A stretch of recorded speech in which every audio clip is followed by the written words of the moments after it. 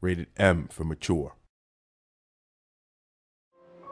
Like most mob stories, it's a rags to riches story. Here's where you are, here's where you want to be, and here's what you have to do to get there. When the player first picks up the controller, they're fully immersed, and that's really something we've spent a lot of time doing. Our technology is a big sort of driver of this, you know, allowing players to feel like they're sort of taking part in a movie experience. We've built all the technology from the ground up to be exactly as we need it. Being it the AI system or streaming system, things which enable us to make the city alive exactly as we envision it. The fact that we built our own illusion engine enabled us to execute exactly what we wanted to happen in the game. Všechno musí fungovat dohromady, to znamená... Using the illusion engine, we were able to create a real living city. This is not a sci-fi game, so players know how everyday objects should react. It was much more demanding to get these things right so that players believe and trust in the game world. Co se týká... The non-playable characters go a long way to making Empire Bay feel believable. We have a very elaborate system that allows them to behave normally in the city. For example, waiting at traffic signals before crossing the road. It shows that our game is not only good fun, but also that there is attention to detail. Every bullet you shoot, it has some impact. It can destroy a piece of the environment, it can injure the characters. A dobré na tom je, že... The physics engine has a big part to play in this.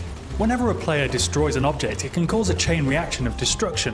For example, shooting the gas tank of a car can cause it to explode, killing the enemies around it. Právě díky tomu, že... Because of the sheer number of destructive possibilities, we needed the lighting to be dynamic. Our illusion engine is perfect for this.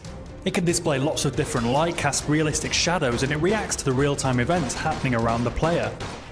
Podstatná část Mafie jsou... In order to link this world with the gameplay and the great story, we needed to create cutscenes that were like short films. It's a very important thing for Mafia, the fact that the game looks like a movie. With a huge story in a living city with all of these characters, you need to see what Vito's thinking, what he's doing. You need to see what other characters are doing. You need to see what's going on down the street, maybe. In order to create the cutscenes, we built our own cutting editor and engine. This enabled us to play the cutscenes in-game and in real time. It wasn't easy, but now we can animate anything we have in the game.